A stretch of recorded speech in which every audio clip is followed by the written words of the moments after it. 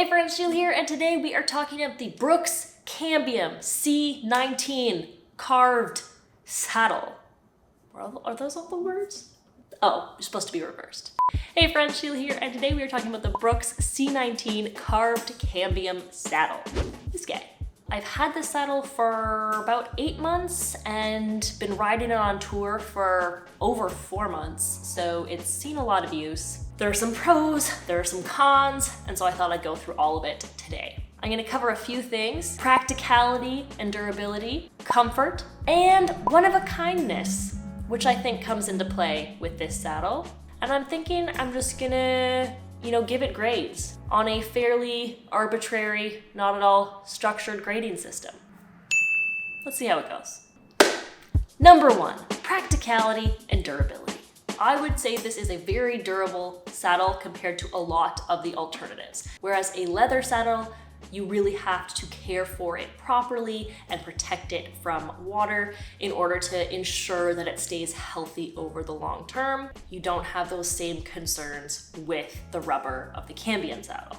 And then in comparison to saddles that might have foam stuffing and a layer of fabric over top, those ones can get snagged or ripped and have issues in that regard that you don't have with this saddle because it's all rubber. There's no stuffing or easily rippable fabrics. So pretty high up there in terms of being durable and practical. I've been riding it for over 4 months consistently, like I said, and it hasn't really shown much wear. The one area I would point out is at the back here. I'm noticing a bit of almost fraying. So there is a bit of wear there, but it doesn't affect the structure or function that I can tell. So overall, an incredibly practical and durable saddle. So I give it an A. Number 2 is comfort. This saddle is pitched as the no break-in alternative, but on the flip side, I would say that even though it's more comfortable than a leather saddle, perhaps originally, you might not need to break in the rubber, but you still need to break in your butt. The rubber is more flexible than you might think when you initially feel it. It does, I find, move with my body fairly well, but it's still a stiff fabric. You still do need time before your butt is comfortable for long distances in this saddle. And the downside to it not having a break-in period is that it's never going to perfectly mold to your butt like people say Brooks leather saddles do. I haven't used a leather saddle, so I can't speak to it personally, but people I know who have them really love them and find them to be incredibly comfortable once they've broken in, because the idea is that they're formed to your butt really well, and that isn't necessarily going to be the case with the Cambium. I did select the carved version because I do like having that cut out to improve circulation, reduce pressure. So to give you an idea of comfort in this saddle for myself, once I am up to consistently riding every day, I find that for the first 60 kilometers, I don't really feel it. I'm quite comfortable.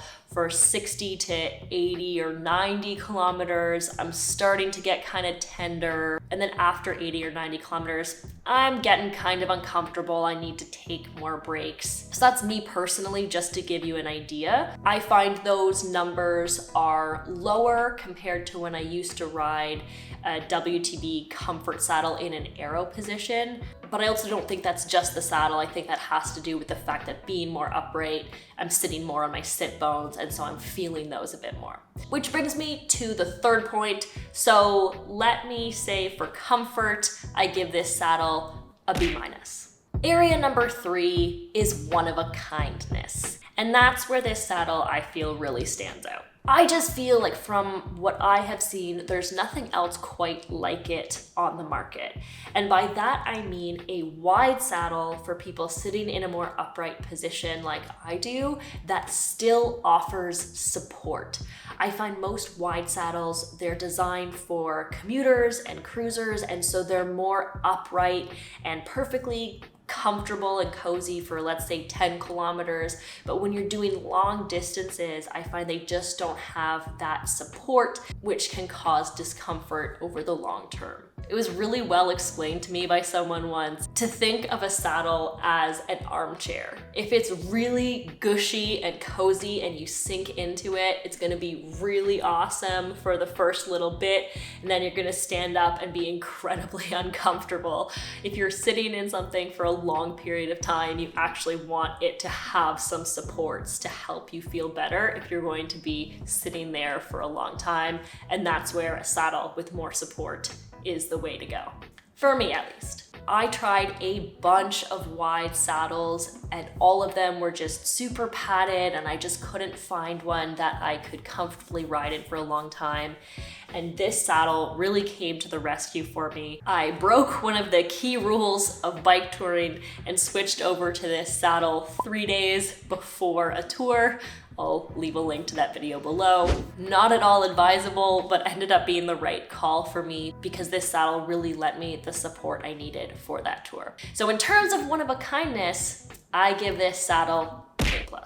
Now, just one final note, not even really its own category, but just one note before I give the saddle its final unofficial grade. The additional area of the destruction of pants. Now, this is something I heard about in researching this saddle. Zach Gallardo did this great video comparing Brooks's leather to their Cambium saddles. I'll leave a link to it below. And he noticed that the Cambium was really destroying his pants. And that's something that I heard echoed through other research I did. But I found one girl who noted that her partner, who typically rides in canvas shorts, was having a lot of issues, whereas she in her Lycra shorts was not having any. So I decided to take a shot at it, and so far I have found it to be true that when I am wearing my Lycra padded cycling shorts, I have no issues, and that's typically what I ride in.